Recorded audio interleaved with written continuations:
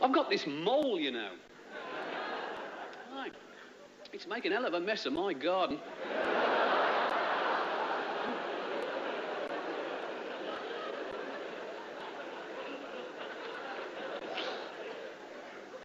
Well, it's strange, really, because, like, I bought a house out in the country about a couple of years ago, and I inherited this mole, right? And, like, well, being Birmingham born and bred, you know, well, you don't come across a lot of moles in Birmingham, to be honest. Like, found a mole in Birmingham, they'd eat it. You know?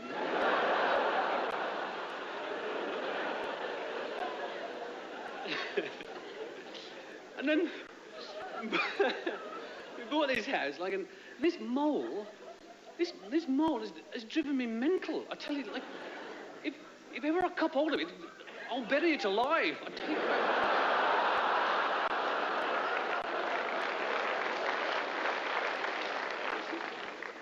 The mess they make, it's like, I spend hours on my lawn rolling it and cutting it, you know, and getting it all level, and you wake up next morning like, zits all over your lawn.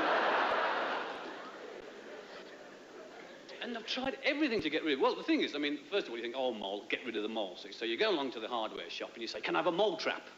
Sensible. And they sell it you with one of those knowing he'll-be-back smiles, you know. You give them like a, no, I won't.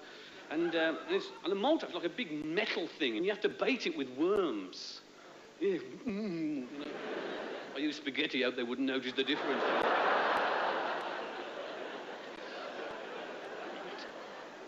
So I got this trap and baited it with worms and things, and I put it into the run and covered it all over. And the mole came along, right, and ate all the worms and shoved the trap out the way. That's not playing the game, is it, really? No. And I tried it for about 4 or 5 months, you know, like, and like the mole stopped digging because I was feeding him all the bloody worms. So I went back to the hardware shop and he gave me his... and he sold me a box of fireworks, right? And called mole smoke. Yeah, and they're like Roman candles, you see. And like what you do, you light the end, and you stick it down the hole, you see. Like, and the smoke, which is heavier than air, lies in the run, is poisonous and kills the mole. No, it doesn't. The moles love them. Oh, you can hear them. I've got a purple one. And people have got these loopy ideas how to get rid of moles and things. And this bloke says, there's only one way to get rid of a mole. He says, you've got to shove garlic and mothballs down the holes. I don't like the smell. Really? Yeah, it never fails. So I was there, 4 ton of the stuff. They ate the lot completely. Oh, immense. Bigger molehills, you know. And this other bloke comes, he said, there's only one way to get rid of a mole. He says, you've got to buy those little wooden windmills. And I don't know, you know, those long wooden stick things, and it's got a plastic bit on the end which whirs round in the wind. He says, you stick it down the middle of the molehill till the end gets in the hole. He said, and when the wind sends the whirly bit round, it vibrates the stick and the noise scares the mole away.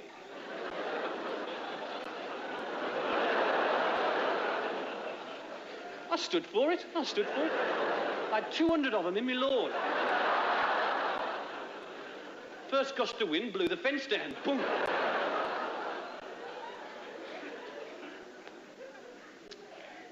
So it was just a while. When I finally gave up, it was a while ago. And I was in the local boozer, you know, and I was in the bar here, all the yokels come in there, and I was sort of having a pint. And this bloke came in, you see, and he came up to me, he said, here, I hear you've got a mole. Yeah. He said, oh, there's only one way to get rid of a mole. Blow its bloody head off.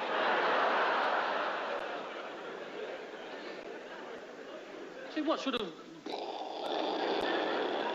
He said, no, with a 12-bore.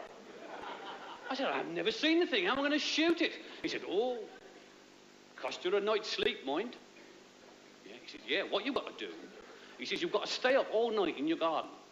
He said, when it's quiet, Moley likes it nice and quiet. He starts digging. When he starts digging, he starts throwing his earth up on your lawn. When he's doing that, he's only half an inch from the top. Get your old 12-bore, line it up. Boom! Then header. I said, it never fails, never fails. I said, right, where can I get a 12 ball? He said, oh, you can borrow mine for a £5.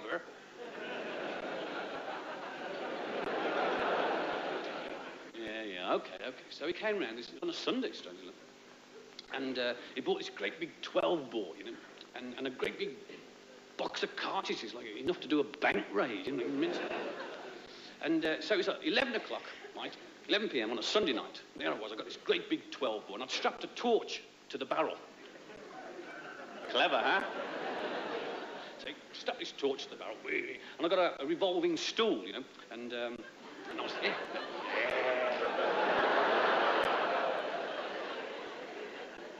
And all the neighbours are watching him. What's he doing? I don't know. Imitating a lighthouse.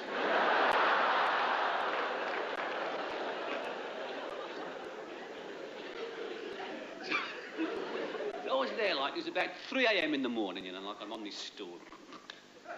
And suddenly I heard and there was this earth coming out on top of my lawn, about 5 yards ahead. I got me 12 ball. Bye-bye, Molly.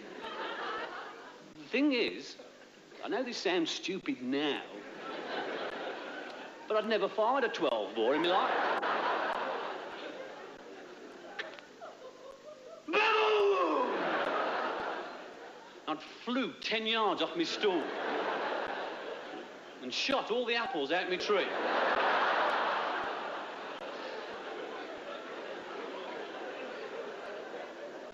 I was furious. I was possessed. I was in... Baboon! Baboon! Baboon! Baboon! Baboon! Come here, you little basket! Baboon! Baboon! Baboon! The garden was like the Somme. Baboon! Baboon! Baboon!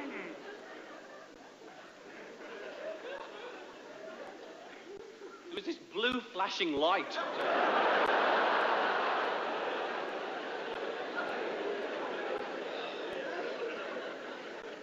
These two coppers standing there like... What are you doing, Carrott?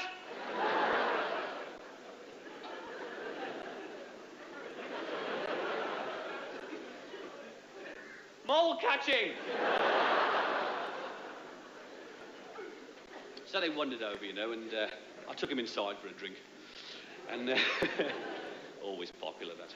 And the one guy was very sympathetic because he'd had a mole. And he sort of said, he understood, you know, and carry on, but like, be quiet.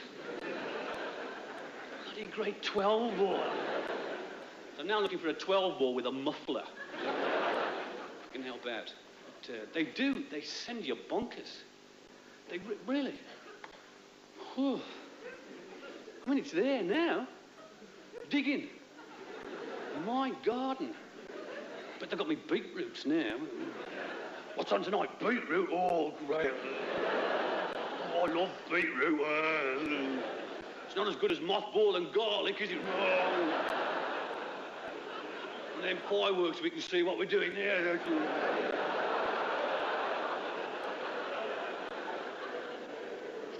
Bloody noisy up there the other night, wasn't it, mate?